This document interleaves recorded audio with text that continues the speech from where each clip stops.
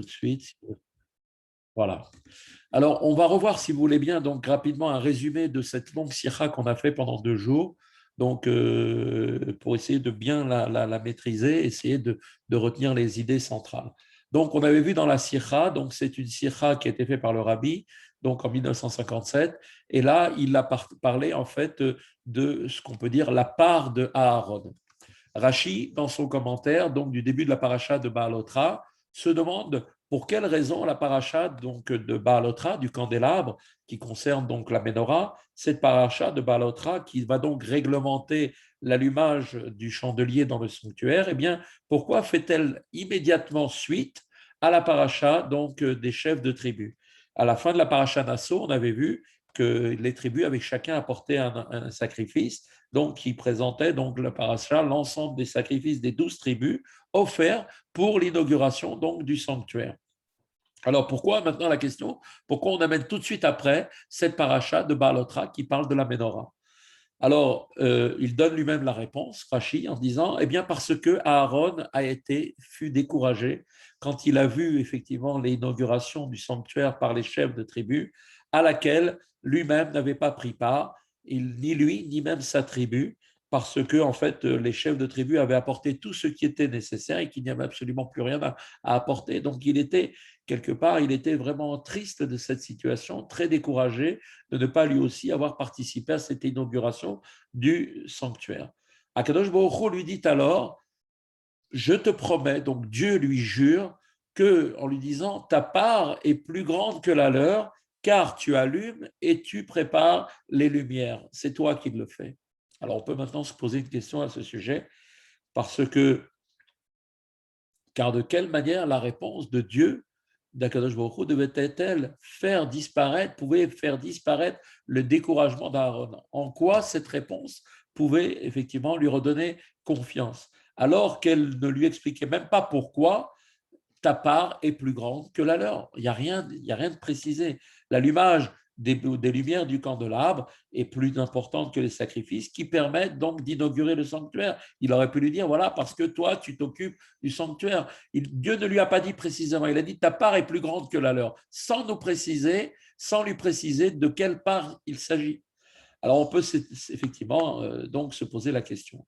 Alors, explication qu'il a donnée Rachi à cet effet, eh bien, la réponse de Dieu est qu'en fait, quand Dieu lui dit ta part est plus grande que la leur, elle n'avait pas cette réponse de Dieu pour objet, elle n'avait pas pour objet de consoler Aaron en lui affirmant que ce qu'il accomplissait était également important, mais devait en fait, Dieu voulait lui souligner que l'allumage du candélabre était partie intégrante de l'inauguration du sanctuaire.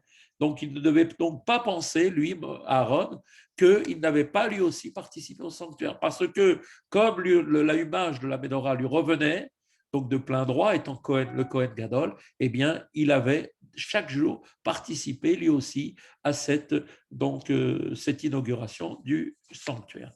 Ainsi, donc, tout comme les chefs de tribus avaient inauguré l'autel de Misbéar, se trouvant donc dans le sanctuaire, et y ont apporté donc des sacrifices. De même, lui aussi, Aaron, le Kohen, avait inauguré donc le candélabre en le préparant donc d'abord, puis en l'allumant.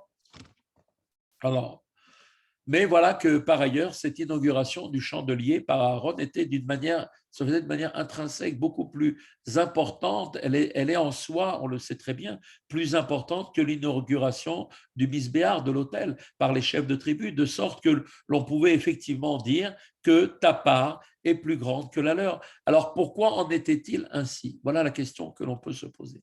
Rachid nous répond et explique donc à ce propos que la particularité de l'inauguration qui a été réalisée par Aaron réside en 3 points. Rappelez-vous, Dieu lui dit tu. Deuxièmement, allume et prépare. Et troisièmement, les lumières. Alors, qu'est-ce que veut dire chacune de ces morceaux de phrase?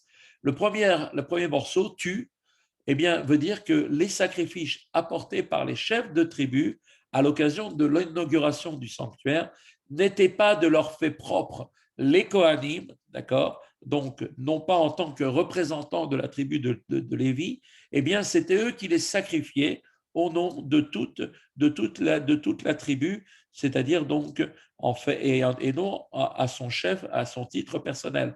En revanche, donc l'allumage du candélabre qui était fait par Aaron était fait vraiment pour son compte et non pas en tant que représentant de la tribu. Donc la différence, elle est là, c'est que chaque chef de tribu a apporté un sacrifice au nom de sa tribu, mais pas en son propre nom. D'accord? Il le faisait comme étant un délégué de la tribu qu'il représentait. Alors que Aaron, lui, quand il allumait le candélabre, il ne le faisait pas au nom de sa tribu qui étaient les Lévites et les Kohanim, extraits toujours de la tribu des Lévites, mais il le faisait vraiment pour son propre compte. Voilà ce que veut lui dire tu. Tu, sous-entendu pour toi et uniquement pour toi et non pas au nom de ta tribu. Deuxièmement, il lui dit Dieu, allume et prépare. Donc, si Aaron le Cohen n'avait fait qu'allumer le chandelier, on aurait effectivement pu penser que la part des chefs de tribu était plus importante, car ceux-ci avaient eux-mêmes préparé l'autel et introduit son utilisation en y offrant des sacrifices. Et donc, de ce fait, Akadosh Baruch Hu lui précisa ce qui est dit, que non seulement Aaron allumait le chandelier, mais qu'en outre, il préparait cet allumage comme l'avait fait aussi le chef de tribu avec cette préparation nécessaire. Et c'est ainsi l'ensemble de la responsabilité du chandelier qui lui avait été transmis, alors que les chefs de tribu n'étaient pas responsables de l'autel. Donc eux, les chefs de tribu, pour faire simple, préparaient les sacrifices, mais qui les faisaient? Ils étaient obligés de le faire par l'intermédiaire des Lévites, enfin des Kohanim de la tribu de Lévi. Alors que pour Aaron, lui-même préparait et lui-même faisait l'inauguration par le fait de l'allumage lui-même.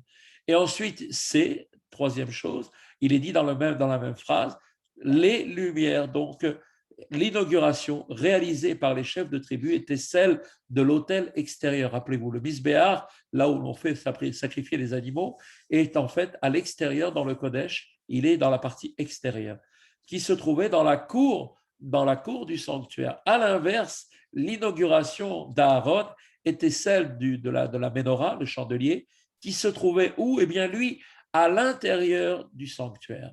Donc, vous voyez qu'il y a une grande différence aussi, là aussi, dans l'endroit, avec la sainteté de l'endroit, car plus on s'approche du Kodesh Kodashim, et plus on s'approche de la sainteté.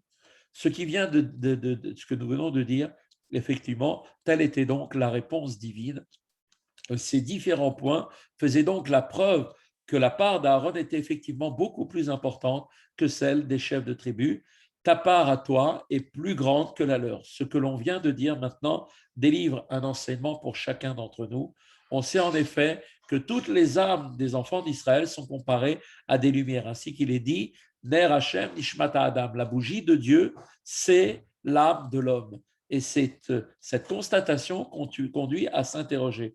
Comment maintenant on pourrait se dire, comment est-ce que moi j'ai la force de convaincre un juif qui, pour l'heure actuelle, n'assume pas encore le service de Dieu, en lequel on ne voit pas chez ce juif cette lumière de Dieu qui est l'âme de l'homme. Bien qu'il la porte en lui, comment est-ce que je vais pouvoir le convaincre? Est-ce que je vais pouvoir allumer le chandelier et de le préparer afin que sa lumière, son âme soit brillante? Comment je vais arriver à ça? La réponse que cette personne se pose est la suivante. Dieu dit, je te promets en hébreu, comme on sait très bien que textuellement, chayecha, parce que quand on dit chayecha par ta vie, ça veut dire par ta vie, c'est-à-dire pour atteindre un tel niveau, il est nécessaire de faire don de sa vie. Eh bien, je te promets, et que par le fait qu'il faut faire don de ta personne pour le convaincre, et de la sorte, il est certain, nous dit Dieu, que l'on y parviendra et qu'on allumera donc et que l'on préparera la clarté de son âme. C'est en allumant donc les lumières de toute l'assemblée d'Israël que l'on révélera le chandelier pur, puisque tout Israël est comparé à la menorah. Il y a 7 branches, 7 manières de servir Dieu dans le peuple juif. Et donc tout cela constitue le chandelier pur. Eh bien, quand on allumera toutes les lumières de l'assemblée d'Israël et qu'on révélera le chandelier pur qui illuminera le troisième Beth Amikdash, lors de la délivrance véritable et complète. Très bientôt, on verra tout cela de nos yeux et de nos jours. Voilà. Donc ça, c'est la fin de la première sira qu'on avait étudiée.